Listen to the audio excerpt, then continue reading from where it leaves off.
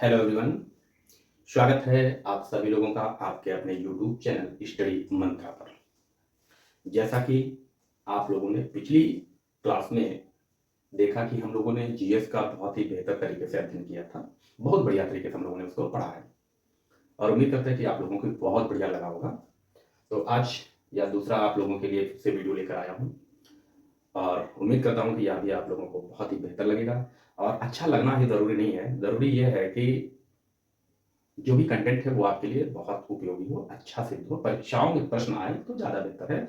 और अभी तक तो जितना भी मैंने पहले पढ़ाया ऑफलाइन में, बहुत अच्छे रिव्यूज़ रहे हैं। परीक्षाओं में कंटेंट फँसा हुआ है और काफ़ी अच्छा फँसा हुआ है। आप लोग भी अपना समय, कीमती समय हमें दें और यहाँ से अध्ययन करें। आपको भी लगेगा कि हाँ, वाक़ई में कंटेंट बेहतर है। तो यह जो वीडियो है जीके जीएस पर आधारित रहेगी, सामान्य अध्ययन, जैसा आप लोग जान रहे हैं, जो कि उत्तर प्रदेश द्वारा आयोजित कराई जाने वाली होमगार्ड भर्ती के लिए महत्वपूर्ण रहेगा।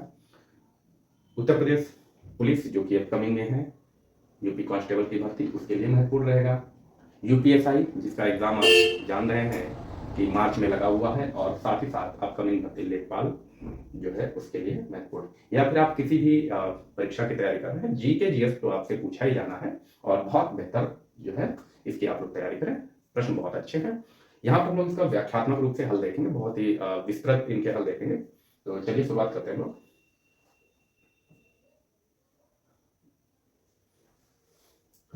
पहला प्रश्न आपकी स्क्रीन पर, आप लोग तब तक इसको पढ़िए। लोकसभा आयोजित करने के लिए अपेक्षित गण पूर्ति कोरम क्या है? अर्थात लोकसभा की बैठक संपन्न करने के लिए कितने लोगों की आवश्यकता होती है? गण पूर्ति मिनिमम कितने लोग होने चाहिए? तो यहां आप लोग विकल्प देख पा रहे हैं, कुल संख्या का 1/6 हो, या फिर 1/8, या फिर 1/10, या फिर 1/5। तो कितना होना चाहिए कुल संख्या का? तो क्या बताएंगे कि कोरम जो है वो 1/10 होता है। कितना होता है? 1/10 होना जरूरी है। लोकसभा में कुल सीटों की बात करें, कुल सीटें कितनी हैं, तो अधिकतम कितनी हो सकती हैं? 552 अधिकतम सीटें हो सकती हैं। ठीक है, राज्यों से। क्लियर है ना? अधिकतम 552 हो सकती है। गण पूर्ति का जो उल्लेख किया गया है, कोरम का जो उल्लेख किया गया है, वो अनुच्छेद, संविधान के अनुच्छेद 100 क्लास 3 में इसका उल्लेख किया गया है कि इतना गण पूर्ति, इतना कोरम होना चाहिए। ठीक है, क्लियर है?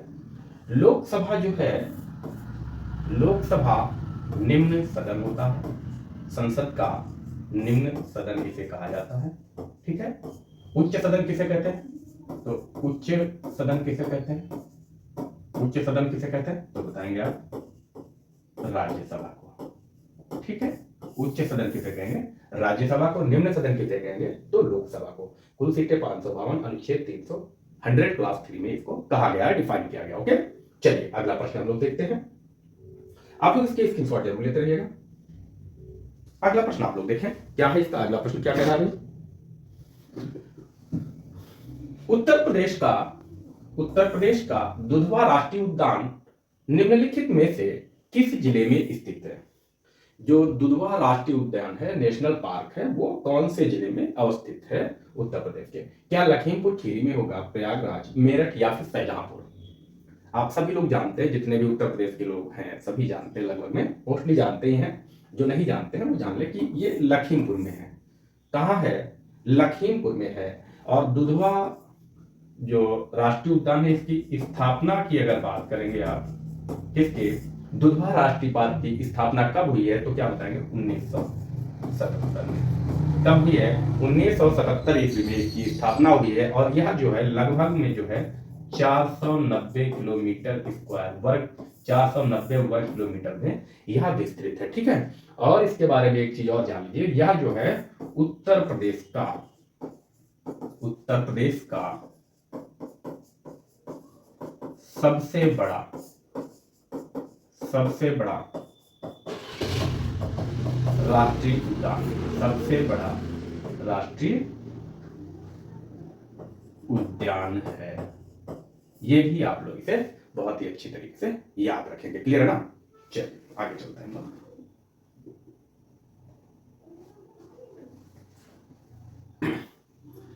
प्रश्न संख्या 3, भारत की आत्मा गांव में निवास करती है, यह कथन किसका है?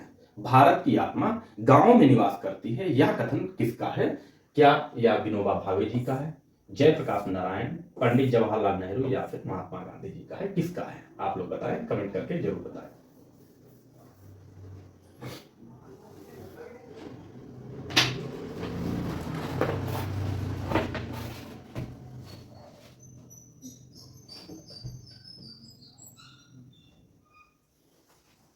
तो यह कथन किसका है बताएंगे? महात्मा गांधी का यह कथन है।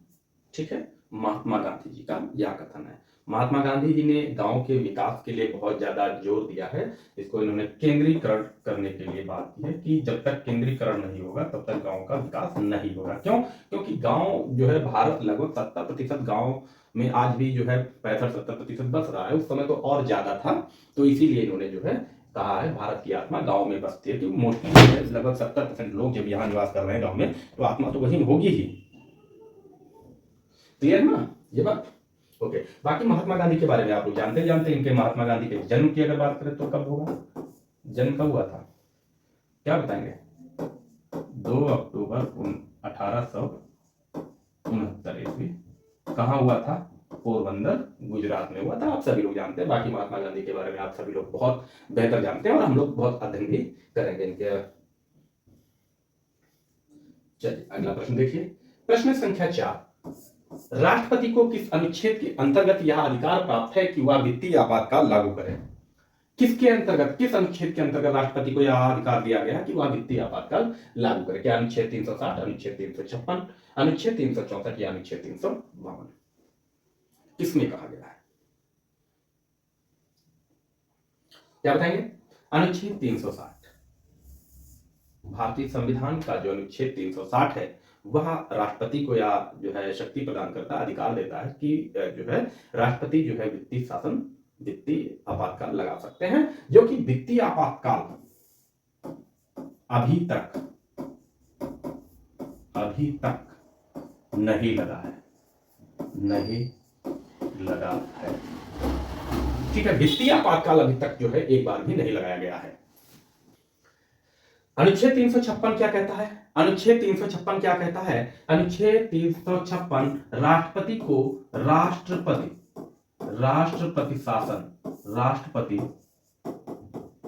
शासन लगाने का अधिकार प्राप्त करता है। और राष्ट्रपति शासन कब लगता है? जब किसी भी राज्य में वहां की राज्य सरकार अपने शासन करने में विफल हो जाती है, तब राष्ट्रपति शासन लगाया जाता है। ठीक है, क्लियर है? और जो अनुच्छेद 352 है, अनुच्छेद 352 है, यह क्या है? यह जो है राष्ट्रीय आपात है। क्या है?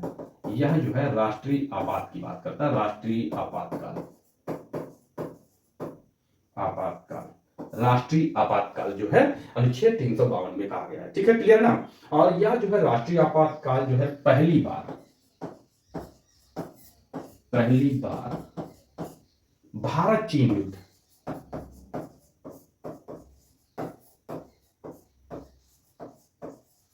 भारत चीन युद्ध जब हुआ था तब उस समय राष्ट्रीय आपातकाल लगाया गया था। ठीक है, और कब लगाया गया था तो क्या बताएंगे? कब लगाया गया था तो बताएंगे 26 अक्टूबर 1962 में लगाया गया था, और ये 1968 तक चला था। ठीक है, लगाया था। क्लियर है ना? ओके, चलिए अगला प्रश्न देखते हैं हम लोग। अगला प्रश्न क्या है? निम्न में से कौन सा भारत का एक प्रमुख लौह अयस्क निर्यात बंदरगाह है? यहां पे आप लोगों को बताना है कि कौन सा जो है लौह अयस्क निर्यात बंदरगाह है। ऐसा बंदरगाह जहां से लौह अयस्क का निर्यात किया जाता है भारत से, कौन सा हो जाएगा? तो कौन सा होगा? तूतीकोरिन, मर्मुगोवा, कांडला या विशाखापत्तनम? कौन सा हो जाएगा बताएं? तो क्या बताएंगे यहां पर जो है आपका विकल्प बी बिल्कुल सही हो जाएगा, मर्मुगोवा। ठीक है, यह मर्मुगोवा जो है बंदरगाह है जहां से लौह अयस्क का निर्यात किया जाता है। मर्मुगोवा अगर आपसे पूछा जाए तो कहां पड़ता है तो बताएंगे यह जो है अरब सागर में, अरब सागर के तट पर तट पर ही होते हैं, के तट पर। कहाँ? तो बताएंगे गोवा में। कहाँ है भाई? गोवा, ठीक है। अरब सागर के तट पर स्थित है और कहाँ अवस्थित है? तो गोवा में है। और यह है क्या? तो बताएंगे यह एक प्राकृतिक बंदरगाह है। प्राकृतिक बंदरगाह है। आपसे पूछे जाते हैं तो आप लोग इनको भी याद रखिएगा, ठीक है। अब बाकी जो दिए हैं उनके विषय में भी हम लोग जानकारी प्राप्त कर लेते हैं कि क्या क्या चीजें हैं। जैसे तूतीकोरिन। तूतीकोरिन के बारे में आप लोग क्या जानते हैं? तूतीकोरिन ये कहाँ है? तो तूतीकोरिन क्या बताएंगे? ये मन्नार की खाड़ी में अवस्थित है। मन्नार की खाड़ी में अवस्थित है, ठीक है। कहां अवस्थित है? तो बताएंगे आप लोग तमिलनाडु। तमिलनाडु, क्लियर है ना? तमिलनाडु, ओके। कांडला। कांडला आप सभी लोग जानते हैं। कांडला, कांडला कहां है भाई?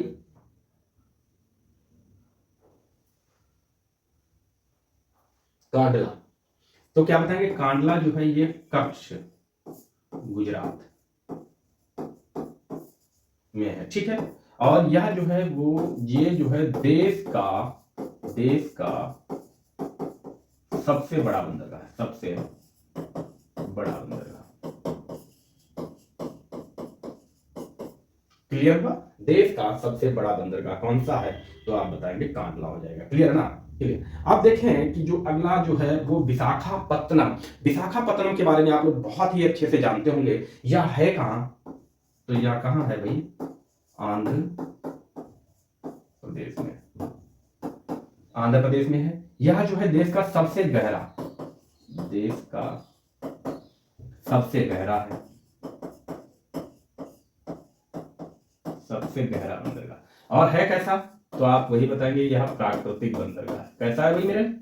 प्राकृतिक बंदरगाह है मेरे दोस्तों। इनको भी आप लोग याद रखेंगे। विशाखापत्तनम में ही, विशाखापत्तनम जो बंदरगाह है यहां पर जो है नौसेना का पूर्वी जो नौसेना होती है, जो हमारी पानी वाली जो सेना होती है, ठीक है ना? तो उसका नौसेना के पूर्वी कमांड का मुख्यालय भी है। पूर्वी कमांड का मुख्यालय है। साथ ही साथ एक चीज और भी है हमारे देश में जो है, क्या है? रेलवे लाइनें भी जो है तो आप सभी लोग जानते हैं। तो रेलवे लाइन का भी यहाँ पर एक रेलवे लाइन है, ठीक है, जिसका मुख्यालय है। तो क्या बताएंगे? दक्षिण तट। क्या बताएंगे दोस्त? दक्षिण तट रेलवे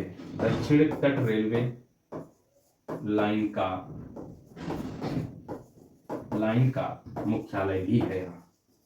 मुख्यालय, ठीक है। तो इतनी सारी बातें आप लोग इसको याद रखेंगे। इसके विषय में देश का सबसे गहरा बंदरगाह आप लोग जरूर याद रखेंगे।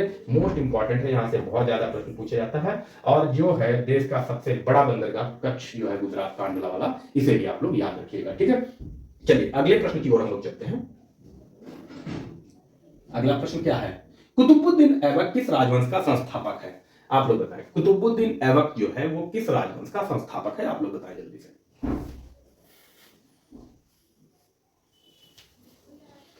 तो क्या बताएंगे? कुतुबुद्दीन ऐबक जो है वो किसका है? तो बताएंगे गुलाम वंश का संस्थापक है, ठीक है। यह किस वंश का संस्थापक है? तो क्या बताएंगे? गुलाम वंश का यह संस्थापक है, क्लियर है ना? गुलाम वंश को और क्या नाम से जानते हैं? तो कहेंगे ममलूक वंश भी इसे कहते हैं। गुलाम वंश को ममलूक वंश भी कहते हैं। गुलाम वंश की स्थापना जो है वो कब हुई थी? तो बताएंगे स्थापना जो है ये 1206 में की गई थी। और ये कब तक रहा था? तो 1290 ईस्वी तक। दिल्ली सल्तनत का जो है, दिल्ली सल्तनत का पहला राजवंश है कौन सा? गुलाम वंश।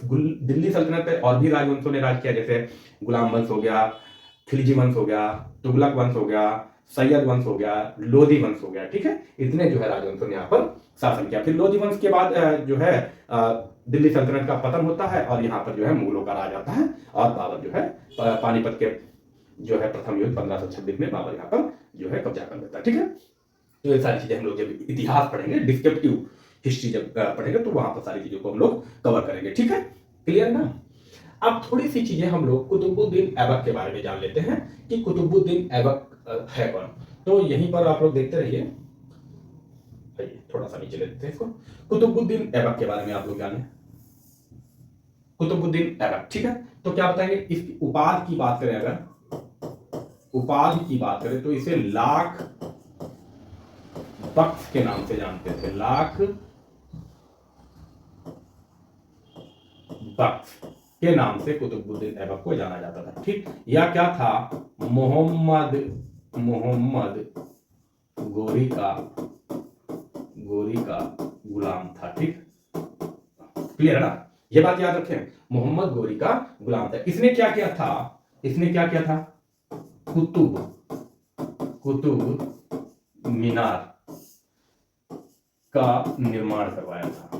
क्या करवाया था, निर्माण करवाया था, ठीक है। कुतुब मीनार का निर्माण जो है इसी ने करवाया था। क्लियर।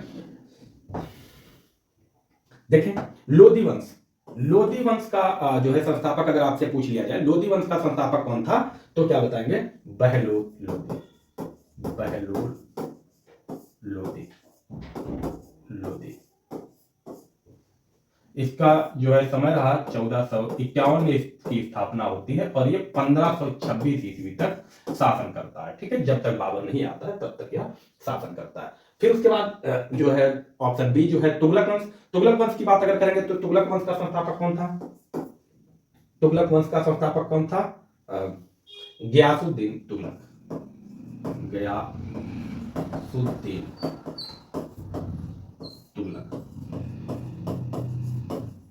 क्लियर है ना, यहां तक क्लियर होगा नहीं। और अगला जो है खिलजी वंश का संस्थापक, बताएं खिलजी वंश का संस्थापक कौन है, तो बताएंगे जलालुद्दीन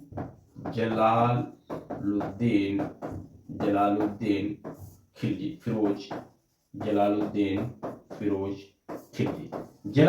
फिरोज खिलजी जो है खिलजी वंश का संस्थापक था। और खिलजी वंश की जो स्थापना हुई थी, कब हुई थी, जब पतन हुआ आपके गुलाम वंश का 1290 ईस्वी में, तब। और इसने सिर्फ 30 वर्ष ही शासन किया, 1320 ईस्वी तक ही यह शासन कर पाया था। ये चीज आप लोग विशेष तौर से याद रखेंगे और इनका आप लोग स्क्रीनशॉट जरूर ले लीजिएगा, ठीक है। क्लियर है, ओके।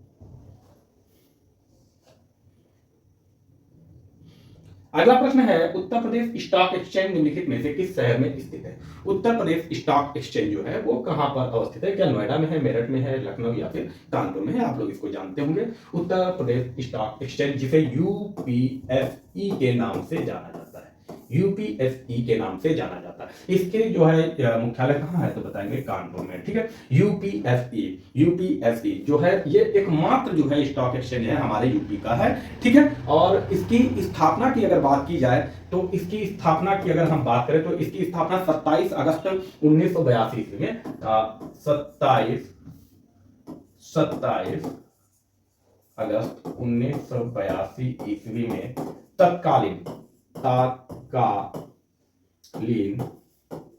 वित्त मंत्री प्रणब मुखर्जी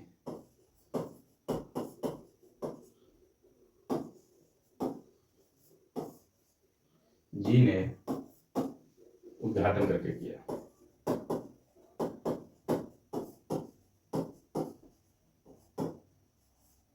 ठीक है, यह पहले एक कंपनी के रूप में कार्य कर रहा था, लेकिन जो है उस समय प्रणब मुखर्जी वित्त मंत्री हुआ करते थे, तो उन्होंने जो है इसकी स्थापना कर दी जो है उत्तर प्रदेश स्टॉक एक्सचेंज के नाम पर। ठीक है, क्लियर ना, ओके। चलिए आगे देखें।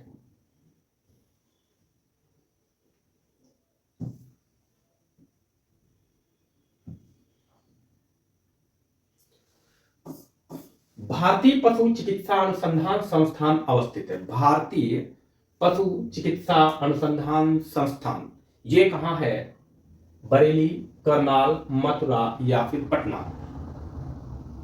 कहां है, तो बताएं। यह जो है बरेली में है, ठीक है। पशु अनुसंधान चिकित्सा संस्थान या एवियन पक्षी अनुसंधान संस्थान की बात करें तो दोनों ही बरेली में है, ठीक है। और इसकी स्थापना जो हुई थी वो 1889 ईस्वी में हुई थी, ठीक है, 1889 में। क्लियर है ना, ओके। चलिए आगे चलते हैं।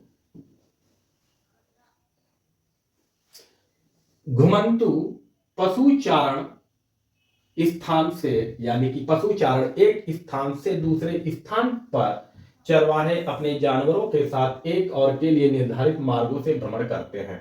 यानी कि कहने का इस प्रश्न में ये कह रहे हैं कि जो घुमंतु पशुचारण लोग हैं ये एक स्थान से दूसरे स्थान तक किस लिए विचरण करते हैं, घूमते फिरते हैं। क्या ये आश्रय और चारे के लिए, आश्रय और पैसे के लिए, पैसे या पानी, या फिर चारे या पानी के लिए विचरण करते हैं। तो इसका जवाब हो जाएगा विकल्प डी, जो है चारे और पानी के लिए, जो है अपने जानवरों के लिए जो है चारे और पानी की खोज में घूमते फिरते रहते हैं। ठीक है, क्लियर। चलिए,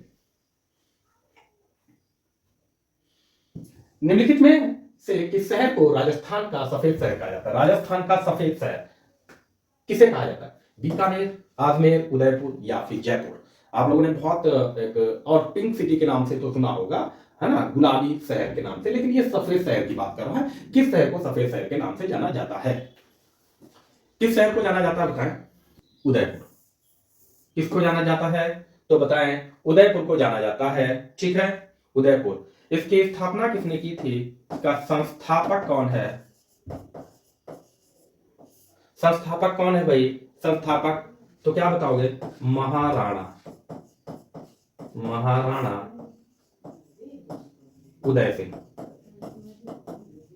महाराणा उदय सिंह है और इसकी स्थापना की कब गई थी तो बताएंगे 1559 ईस्वी में की गई थी। और ये जो है सफेद शहर या इसे श्वेत शहर भी कहा जाएगा। आप लोग याद रखेंगे ये पर्यायवाची है इसका शहर सफेद का, तो श्वेत शहर के नाम से जाना जाता है। और क्यों कहा जाता है? क्योंकि यह जो है सफेद संगमरमर से यहाँ पर जो है शहर बसाया गया है। सफेद संगमरमर के जो है महल या भवन बने हुए हैं, इसलिए जो है इसे सफेद शहर के नाम से जाना जाता है। उदयपुर को पूर्व का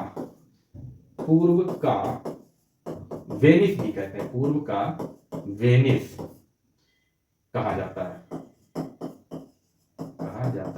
यहाँ पर झीलों की संख्या अधिक है ना, तो इसीलिए जो है झीलों के कारण ही इसे जो है पूर्व का वेनिस कहा जाता है। जयपुर को क्या कहते हैं? जयपुर को क्या कहते हैं? पिंक सिटी कहा जाता है। पिंक सिटी किसे कहते हैं? तो जयपुर को कहते हैं। चलिए अगला प्रश्न देखते हैं हम लोग।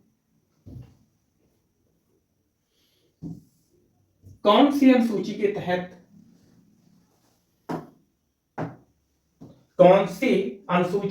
अनुसूचित जाति और अनुसूचित जनजाति क्षेत्रों के प्रशासन और नियंत्रण के लिए प्रावधान किए गए हैं?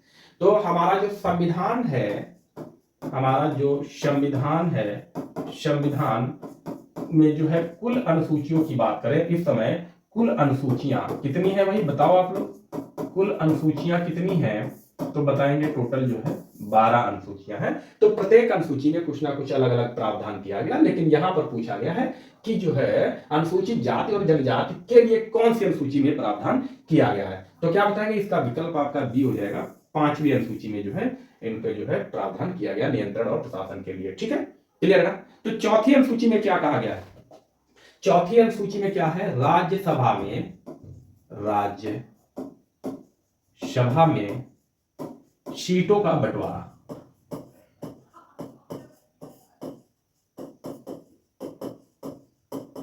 राज्यसभा में सीटों का बंटवारा जो है चौथी अनुसूची में कहा गया है। और 8वीं अनुसूची में क्या है? 8वीं अनुसूची में क्या कहा गया है? तो इसमें जो है भाषा जो है भाषाएं हैं। कुल भाषाएं कितनी है? तो भारत में कुल 22 भाषाओं का जो है, भारतीय संविधान में कुल 22 भाषाओं का जो है उल्लेख किया गया है। ठीक है, 9वीं अनुसूची ये संबंधित है किससे? ये किससे संबंधित है तो बताएंगे भूमि सुधार से संबंधित है। इसमें जमींदारी उन्मूलन किया गया है। ठीक है, उन्मूलन की बात कही गई है, किसमें? 9वीं अनुसूची में कहा गया है। ठीक है, 10वीं अनुसूची में क्या है?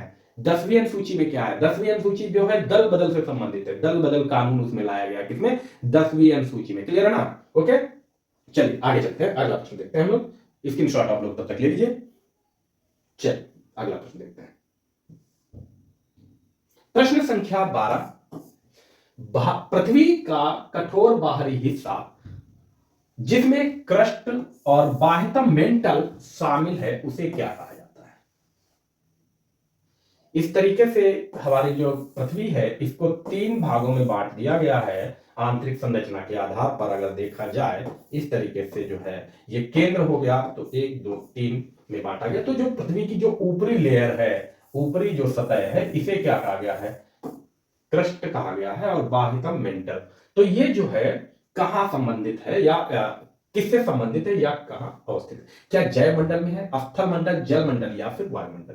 क्योंकि पृथ्वी पर कई सारे मंडल उपस्थित है ना, जिसको हम लोग जो है स्थल मंडल के नाम से जानते हैं, जय मंडल में जानते हैं, जल मंडल और वायुमंडल के नाम से जानते हैं। तो बताएं, तो यहाँ किससे संबंधित है? आप बताएंगे स्थल मंडल से संबंधित है। ठीक है, किससे? स्थल मंडल से। जब हम लोग पृथ्वी की आंतरिक संरचना का अध्ययन करते हैं, पृथ्वी की आंतरिक संरचना, तो पृथ्वी के जो ऊपरी हिस्सा है, जो ऊपरी लेयर है, उसे क्या कहते हैं? ये जैसे हम लोग इसको, इसके ऊपरी लेयर को क्या कहते हैं? क्रस्ट कहते हैं। ठीक है, ऊपरी लेयर को क्रस्ट कहते हैं। और क्रस्ट की गहराई की अगर बात करें कि या कितनी गहराई तक पृथ्वी के अंदर जाती है, तो बताएंगे 0 से लेकर 50 किलोमीटर तक जो है क्रस्ट की गहराई। दूसरी लेयर को क्या कहते हैं हम लोग? दूसरी लेयर को आप लोग सभी लोग जानते हैं, मेंटल के नाम से जानी जाती है। दूसरी लेयर किस नाम से जानी जाती है? मेंटल के नाम से जानी जाती है। और इसकी गहराई कितनी है? 50 किलोमीटर से लेकर 2900 किलोमीटर तक इसकी गहराई है। और लास्ट जो है इसका नाम क्या है? इसे क्रोड के नाम से जानते हैं। और इसकी गहराई कितनी है? तो बताएंगे 2900 किलोमीटर से लेकर 6371 किलोमीटर तक जो है इसकी गहराई है। ठीक है, क्लियर है ना? उम्मीद करते हैं आप लोग बहुत ही बेहतर तरीके से समझ पा रहे होंगे। आप इनको जो है बहुत अच्छे से याद करिएगा। कहीं कहीं से प्रश्न, जरूरी नहीं यही प्रश्न बने, इनसे संबंधित भी प्रश्न बन सकता है, आपसे पूछ सकता है कि क्रस्ट की गहराई कितनी है, लगभग कितनी है। ठीक है, तो ऐसे पूछा जा सकता है प्रश्न। या पृथ्वी की आंतरिक संरचना में पृथ्वी की आंतरिक जो सतह है उसको किस नाम से जाना जाता है? इस तरीके से प्रश्न पूछे जा सकते हैं। चलिए आगे देखते हैं हम लोग। निम्न में से असंगत मिलान खोजें। विकल्प है, दुनिया में सबसे बड़ा प्राणी ब्लू व्हेल है।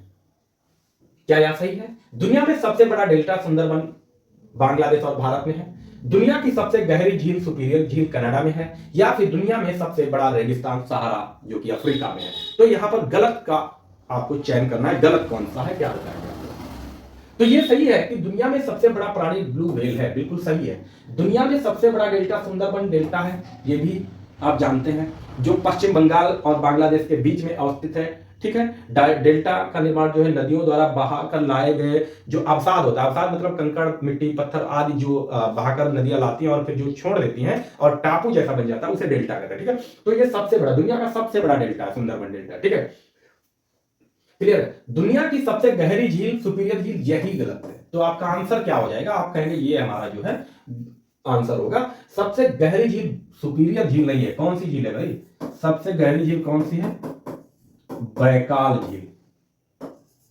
बैकाल झील जो कि कहां है? साइबेरिया में है। साइबेरिया में, साइबेरिया ये कहां पड़ती है? रूस में। ठीक है, सबसे गहरी झील जो है बैकाल झील है। और दुनिया में सबसे बड़ा रेगिस्तान सहारा। सुपीरियर झील क्या है? सुपीरियर, सुपीरियर झील ये क्या है? मीठे पानी या फिर ताजे पानी की झील।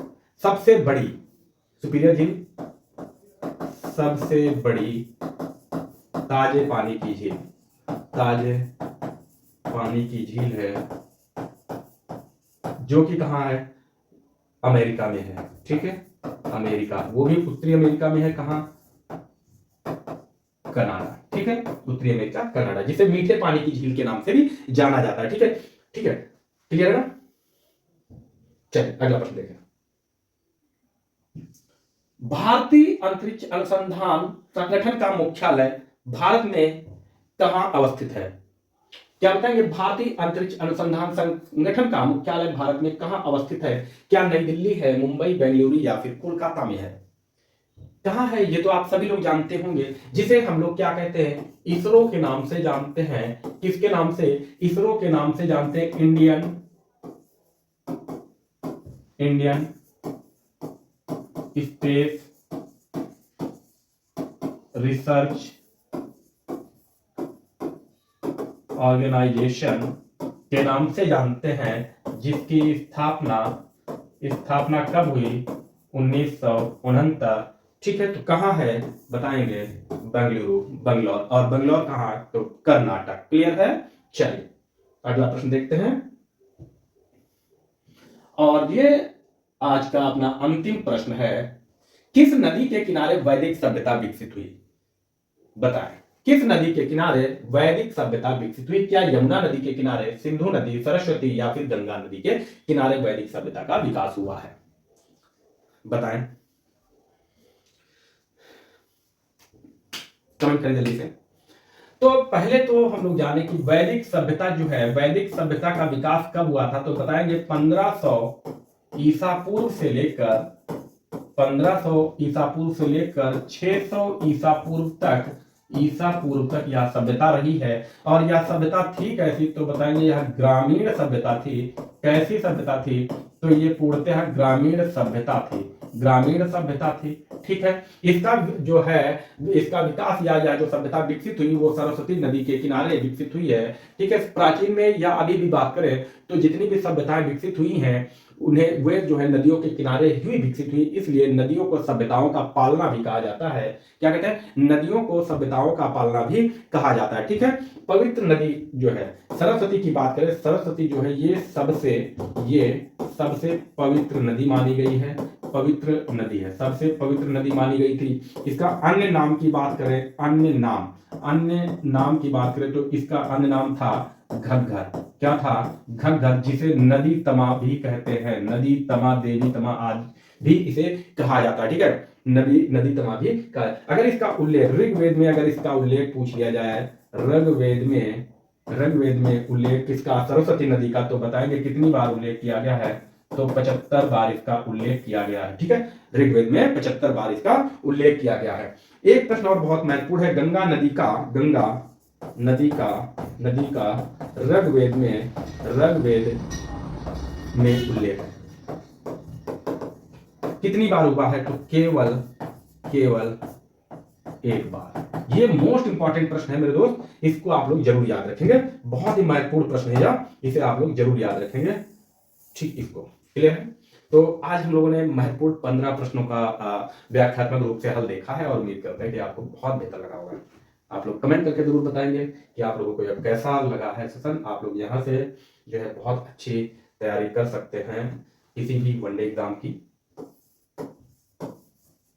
वनडे एग्जाम यहाँ पर जो है बहुत अच्छी तरीके से आपको जीएस पढ़ाया जाएगा, अन्य विषय भी आपको यहाँ पर पढ़ाए जाएंगे, जिनकी क्लासेस आपको बहुत जल्द मिलना प्रारंभ हो जाएंगी।